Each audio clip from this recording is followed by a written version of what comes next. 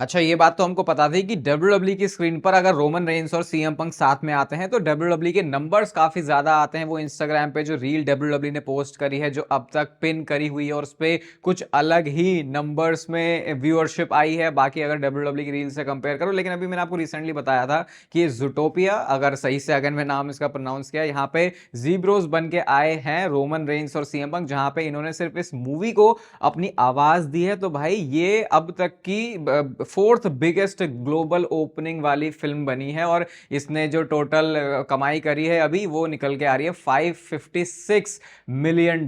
भाई 500 मिलियन से ऊपर का ही मामला यहाँ पे। और मुझे अभी ये भी पता चला कि रॉक का भी यहाँ पे छोटा सा रोल है, जहाँ पे उन्होंने भी अपनी आवाज दी है, या इसमें कुछ तो किया उन्होंने, आई थिंक आवाज दी है, क्योंकि है तो ये एनिमेशन वाली मूवी। तो इन दोनों के अपीयरेंस से तो नहीं ऑब्वियसली, लेकिन यस, मतलब अब ऐसे कैसे ऐसे थोड़ी हो जाएगा कि रोमन रेंज और सीएम पंक ने आवाज दी थी इस वजह से इतना बड़ा नंबर आ गया। लेकिन इस बड़ी चीज का ये दोनों सुपरस्टार साथ में पार्ट रहे। और वेलकम है आपका वॉइस ऑफ रेसलिंग के एपिसोड नंबर 793 में। और आज इस वाली वीडियो को ध्यान से देखना, क्योंकि बहुत सारी इंपॉर्टेंट बातें आज इस वीडियो में डब्ल्यूडब्ल्यूई की रोड टू रेसलमेनिया तक के लिए। लेकिन सबसे पहले स्टार्ट करते हैं। अभी आप बोलोगे वॉर गेम्स तो निकल लिया, लेकिन अब वॉर गेम्स के बारे में क्यों बात कर रहे हैं? तो हमने सुना था कि ऑस्टिन थ्योरी इस मैच का पार्ट होने वाले हैं, तो फिर हुआ क्या, प्लान्स चेंज कैसे हुए? तो पता ये चला कि डब्ल्यूडब्ल्यूई ने जेकब फाटो एंड ऑस्टिन थ्योरी को इस मैच के लिए शेड्यूल किया हुआ था, लेकिन जेकब फाटो को उनके डेंटल कुछ प्रोसीजर के थ्रू जाना था, जिसकी वजह से वो इस मैच में कंपीट नहीं कर पाए। तो फिर इनको लगा कि फिर इनको ये कोडी रोड्स और ये जो ड्रू मैकिंटायर की स्टोरी थी, इसको थोड़ा जल्दी शुरू करना पड़ा। और इनको लगा कि ठीक है, अब बढ़िया यही है कि अगर इधर कोडी रोड्स है तो उधर ऑस्टिन थ्योरी के आने का शायद इतना सेंस नहीं बन रहा, तो फिर उन्होंने रिप्लेसमेंट में ड्रू मैकिंटायर को डाल दिया। यानी कि इसका मतलब ऑस्टिन थ्योरी इस वॉर गेम्स वाले मैच का पार्ट बनने वाले थे। यानी कि मेल्जर ने वो जो बात बोली थी, वो इतने टाइम से जो बोली जा रहे थे कि ये लॉक है, वो थोड़ी जेकब फाटो की इस सिचुएशन की वजह से डब्ल्यूडब्ल्यूई को चेंज करनी पड़ेगी। बाकी जेकब फाटो के बारे में यही पता चला है कि शायद आने वाले कुछ हफ्तों में ही जेकब फाटो वापस आ जाएंगे, क्योंकि मुझे याद है मैंने आपको बताया था चैनल पे कि रिपोर्ट्स ऐसी भी आ रही हैं कि शायद अगले साल के मिड में जेकब फाटो वापस आएंगे, क्योंकि कुछ सीरियस उनके साथ प्रॉब्लम हो गई है जिसका नेचर रिवील नहीं हुआ था। बट शायद ऐसा लग नहीं रहा कि कुछ प्लान में इतना टाइम तक डब्ल्यूडब्ल्यूई उनको होल्ड करके रखेगी। एंड ऑस्टिन थ्योरी अगर इस मैच का ओरिजिनली पार्ट होने वाले थे, तो शायद डिस्कशन अच्छी खासी बन सकती है उस बंदे के बारे में जो कि हुडी पहन के एंटर किया था इस वॉर गेम्स वाले मैच में। कल की मंडे नाइट रॉ में जो ब्रॉन ब्रेकर का प्रोमो है, इसने बहुत ज्यादा स्टैंड आउट किया। और यहाँ पे देखो, एक मैं आपको स्क्रीनशॉट के थ्रू दिखा दूंगा, जैसे ही वो माइक पटक के जाते हैं, वो सीधा लोगन पॉल ने कैच ही कर लिया वहां पे, और उसके बाद डैम करके उन्होंने चिल्ला के बोला। मैंने भी एक टाइम पे देखा, मैंने कहा लोगन पॉल के पास माइक तो नहीं था, ये माइक आया कहां से? तो वो सीधा उड़ते हुए लोगन पॉल की झोली में आ गया। और क्या मतलब कितना स्मूथ लग रहा है कि वहां से उन्होंने प्रोमो कट किया और उसके बाद उसी के टीम मेंबर के पास वो जा रहा है, और उसके बाद उसने भी अपना छोटा सा एक माइक ड्रॉप वाला मूवमेंट दे दिया। और एक ये ट्वीट में देखो क्या सही अप्रिशिएट किया किसी ने ब्रॉन ब्रेकर को। मैं कभी कभी कमेंट्स पढ़ता हूं कि ऐसे लिखते हो आप लोग कि ब्रॉन ब्रेकर में इतना कुछ खास ऐसा नजर नहीं आ रहा। देखो, नए सुपरस्टार को देख के पहले पहले ऐसे ही लगता है। ऑब्वियसली ये तो गारंटीड नहीं है कि वो फ्यूचर सुपरस्टार बनने ही वाले हैं, लेकिन पोटेंशियल उनमें नजर आ रही है। और यहाँ पे आप इस ट्वीट में देखो, इसी चीज को अप्रिशिएट कर रहे हैं कि कैसे ये जो ब्रॉन ब्रेकर का प्रोमो है वो कितना जेन्युइन था, कितना ऑथेंटिक और ऑर्गेनिक था। क्योंकि जिस टाइम पे वो प्रोमो की डिलीवरी कर रहे थे, तो यूजुअली सुपरस्टार्स एक जगह पर खड़े रहते हैं, तो वो थोड़ा सा हमको लगता है कि अच्छा, डब्ल्यूडब्ल्यूई का प्रोमो कट करने का स्टाइल ही ऐसा है। लेकिन उसको और ज्यादा ऑथेंटिक बनाने के लिए पता नहीं इम्प्रोवाइज किया था ब्रॉन ब्रेकर ने, या जो भी किया था, इधर उधर वो घूमे जा रहे थे और उनके जो शब्द हैं उसमें इमोशंस नजर आ रहे थे, और तभी आप एक प्रोमो को रियल फील करवा सकते हो। बाकी अभी बड़ा सवाल तो यही है कि अगर ब्रॉन ब्रेकर इस कंपनी का फ्यूचर है, वो एक नेक्स्ट जो मेन इवेंट क्या टॉप लेवल के डब्ल्यूडब्ल्यूई में गाइज रहे हैं 5-6 साल तक डब्ल्यूडब्ल्यूई को संभालने वाले, क्या वो काम कर सकते हैं? आई थिंक उसका थोड़ा सा जवाब थोड़ा बहुत हमको मिलना शुरू हो जाएगा जो मंडे नाइट रॉ का एपिसोड होने वाला है अगले साल नेटफ्लिक्स की एनिवर्सरी के ऊपर। तो अगर वहां पे ब्रॉन ब्रेकर के पास कहीं वर्ल्ड हेवीवेट चैंपियनशिप आ गई भाई, तो ना सिर्फ ब्रॉन ब्रेकर के खुद के करियर के लिए, बल्कि ये रोड टू रेसलमेनिया में एक बहुत बड़ा ट्विस्ट आ सकता है। बट एक चीज जो रेसलमेनिया के लिए कंफर्म है वो है जॉन सीना, जो कि नहीं फीचर होंगे, क्योंकि 13 दिसंबर में वो रिटायर हो जाने वाले हैं। तो इसी से रिलेटेड एक पोस्ट करी उन्होंने अपने इंस्टाग्राम पे, जहां पे आप देख सकते हो 0 और 01, बस अब एक ही अपीयरेंस रह गई है जॉन सीना की, और इसके बाद जॉन सीना रिटायर हो जाएंगे। पता नहीं, ये बात सोच सोच के मुझे अभी भी यकीन नहीं हो रहा कि सही में जॉन सीना रिटायर होने वाले हैं, क्योंकि मेरे को तो लगता था कि मैं जब तक डब्ल्यूडब्ल्यूई देख रहा हूँ तब तक जॉन सीना ऐसे ही बने रहने वाले हैं। बट सैडली हर एक अच्छी चीज़ का भी अंत होता है, तो वो होगा 13 दिसंबर में जॉन सीना के इस लास्ट मैच के साथ। पता नहीं, भले ही बहुत बार जॉन सीना बोल चुके हैं, लेकिन अभी भी ऐसा क्यों लगता है कि नहीं रिटायर होगा नहीं जॉन सीना, शायद 2026 में भी जॉन सीना करेंगे कम्पीट। ये एक ट्रू जॉन सीना फैन का सबसे बड़ा डिलुलू है इस टाइम पे। यार ये क्या ट्वीट दिख गया मुझे 2019 का, किसी ने इसको कोड करके लिखा है और यहाँ पे फ्यूचर फिन जब लिखा है तो फिन बैलर के पास में इंटरकॉन्टिनेंटल चैंपियनशिप भी है, फिन बैलर के पास में WWE चैंपियनशिप भी है। अब क्योंकि अभी इसको कोट कर दिया तो दोबारा से ट्विटर के ऊपर जो है सरफेस हो रहा है और यहाँ पे लोग ट्रिपल एच को जो गालियां दे रहे हैं कि भाई इतना अच्छा तुम्हारे पास बंदा था, तुमने उसके साथ कुछ नहीं किया। मैंने तो देखो बोल दिया कि मैं फिन बैलर के फ्यूचर के बारे में बात करूंगा नहीं, क्योंकि मुझे क्लियर हो गया है कि फिन बैलर के साथ कुछ नहीं हो सकता तगड़ा। और triple H versus Vince McMahon के ऊपर ही मेंबरशिप कंटेंट में एक न्यू वीडियो है। मैं आई थिंक बोल सकता हूं कि ये one of the best videos है जो मेंबरशिप पर अभी आई है, और मैंने एक साइड पिक करी है, या तो विंस मैकमैन की या फिर ट्रिपल एच की। तो डेफिनेटली वीडियो आपको मस्त लगने वाली है, थोड़ा रॉ तरीके से और बिना किसी फिल्टर के उस वीडियो में मैंने बात करी है। तो अगर आप इंटरेस्टेड हो या आपके पास मेंबरशिप है तो आप लोग जाके उस वीडियो को देख सकते हो। मतलब है तो कुछ मस्त चीज़ है उसमें देखने लायक, जो कि थोड़ी कंट्रोवर्सी भी स्पार्क कर सकती है।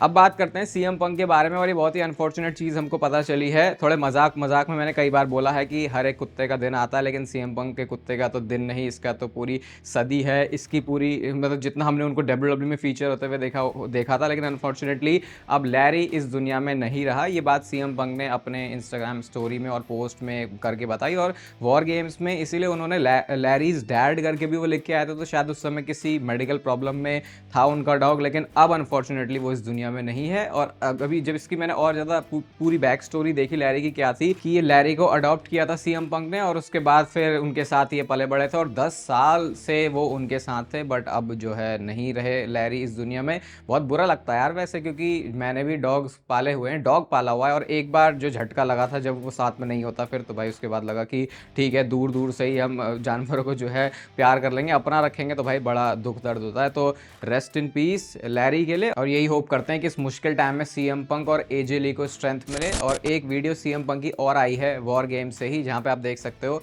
स्क्रीनशॉट में आपको दिखा दूंगा, कैसे रोमन रेंज के बिल्कुल पीछे पीछे वो बेल्ट लेके चले जा रहे हैं, जैसे कि वो मजाक सा उड़ाना चाह रहे हैं रोमन रेंज का, बताना चाह रहे हैं कि देखो भले ही हम मैच हार चुके हैं लेकिन फिर भी मेरे पास वो वर्ल्ड हैवीवेट चैंपियनशिप है। ये तो थोड़ा अनसीरियस बिहेवियर मैं आपको बता ही रहा हूँ कि सीएम पंक का चल रहा है, बट अगर ये किसी मैच के लिए इशारा है तो भाई फिर ठीक है, ऐसे करके भी आप स्टोरी जो आने वाली स्टोरी लाइन्स है उनको टीज कर सकते हो। अब हम लोग पहुंच चुके हैं जॉन सीना के लास्ट टाइम इज नाउ के अंतिम पड़ाव पर, और जो लास्ट मैच होने वाला है वो होगा गुंथर वर्सेस एले नाइट के बीच में। और पिछले कुछ टाइम से जिस तरीके से हम लोग बात कर रहे हैं कि कौन होगा जॉन सीना का फाइनल अपोनेंट, जो सारे इशारे हैं, जो सारे हिंट्स हैं, वो हमको यही मिल रहे हैं कि गुंथर इस मैच को जीतने वाले हैं। लेकिन इनसाइड सोर्सेस की तरफ से ये रिपोर्ट आई है कि जितना आसान ये मैच होने, जितना लग रहा है कि सिंपल होने वाला है जॉन सीना का लास्ट मैच, ये उतना आसान नहीं होने वाला। और फिर कुछ बैकस्टेज लोगों की तरफ से ये भी बात आई है कि बहुत सारे लोग इस बात से खुश नहीं है कि जॉन सीना का फाइनल अपोनेंट गुंथर बनने वाला है। तो ऐसे केस में क्या इस मैच को एले नाइट जीतने वाले हैं,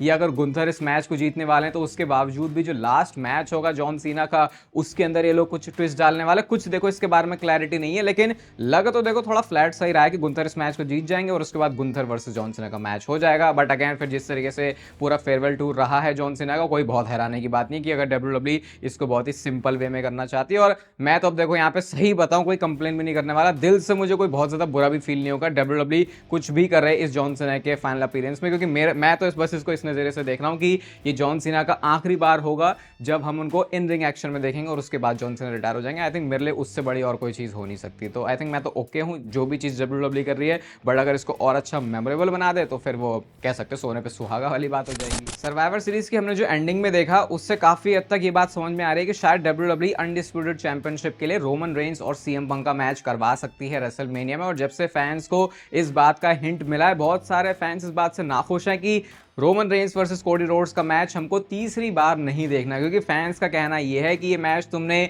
इनकी 3 मैचेस की सीरीज या फिर रेसलमेनिया मेन इवेंट 3 बार करने के पर्पज से नहीं, बल्कि ज्यादा पैसे कमाने के लिए बनाया है। क्योंकि इस मैच ने WWE को अभी रिसेंट पिछले कुछ सालों में आप बोल सकते हो कि बहुत ज्यादा प्रॉफिट दिया है। तो ऐसी चीज को WWE दोबारा रिपीट करना चाहेगी। बट आई थिंक मैं यहाँ पे इस चीज को बहुत एक पॉजिटिव एंगल से देखता हूँ, क्योंकि मुझे लगता है कि अगर रोमन रेंज चैंपियनशिप प्रोग्राम में आते हैं तो इतने टाइम से अगर WWE ने उनको इस चीज से दूर रखा तो फिर शायद रोमन रेंस के पास फिर से चैंपियनशिप आ जाएगी। और अगर रोमन रेंस के पास चैंपियनशिप आ जाएगी तो इसका फायदा ये नहीं होगा कि भैया रोमन रेंस आपको एज चैंपियन एंट्री मारते हुए देखेगा। इसका मतलब ये होगा कि वो जो ट्राइबल चीफ वाले एरा में रोमन रेंस ने किया था उसके ग्लिम्स हमको मिलेंगे, जिसका मतलब कि आपको कंसिस्टेंट रोमन रेंस शोज के ऊपर दिख सकता है, जो कि रिसेंटली रोमन रेंस ने बिल्कुल भी नहीं किया है। तो अगर Roman Reigns versus Cody Rhodes का मैच हो रहा है तो आई थिंक ज्यादा चांसेस फिर रोमन रेंस के चैंपियन बनने के होंगे, जो कि इस प्रोडक्ट के लिए ऑब्वियसली एक बढ़िया बात है। पिछले कुछ वीडियोस में हमने क्रिस जेरिको के बारे में भी बात करी है कि ये जो है WWE में वापस आ सकते हैं और AEW के साथ अब इनका नहीं रहा रिश्ता नाता और अब WWE में फाइनली आएंगे और पॉसिबली यहाँ पे रिटायर भी हो सकते हैं। तो अब इनसाइड सोर्सेज की तरफ से ये बात आई है कि WWE ने एक्चुअल में एक प्रपोजल भी दे दिया है क्रिस जेरिको को, जहां पे वो उनका रिटायरमेंट टूर या फिर फेयरवेल टूर ऐसे करके कुछ बुक करना चाहते हैं। अब क्योंकि ये जॉन सीना की वजह से WWE को एक नया फॉर्मेट पता चल गया कि अगर आप प्रॉपर पहले से अनाउंस कर देते हो तो उसकी हाइप बन जाती है, फिर लोग उसमें और ज़्यादा इंटरेस्टेड होते हैं क्योंकि पता होता है कि ये बंदा अब रिटायर हो जाएगा, इसके बाद हम इसको देख नहीं सकते, तो फिर सारी अटेंशन उस रेसलर, उस सुपरस्टार के ऊपर आती है। तो सिमिलर फैशन में ये चीज़ पॉसिबली कर सकती है क्रिस जेरिको के साथ। और मुझे लगता है क्रिस जेरिको ओपन है बहुत ज़्यादा, क्योंकि पिछले कुछ 6 महीनों में जिस तरीके से उनकी स्टेटमेंट बदली है, अगर आप उससे कंपेयर करोगे कि पिछले 4-5 सालों से वो क्या बोलते हुए आए थे, तो वो इशारा करते हैं कि शायद वो AEW से अब डन हो चुके हैं और अब बंदे का जो मूड है वो है WWE में वापस आने का। तो ये भी एक अच्छी बात हो जाएगी भाई, क्रिस जेरिको बहुत सारी पुरानी मेमोरीज लेके आते हैं, तो सिमिलर अब एक WWE को फॉर्मेट मिल गया है, वैसा उनको करना होता है।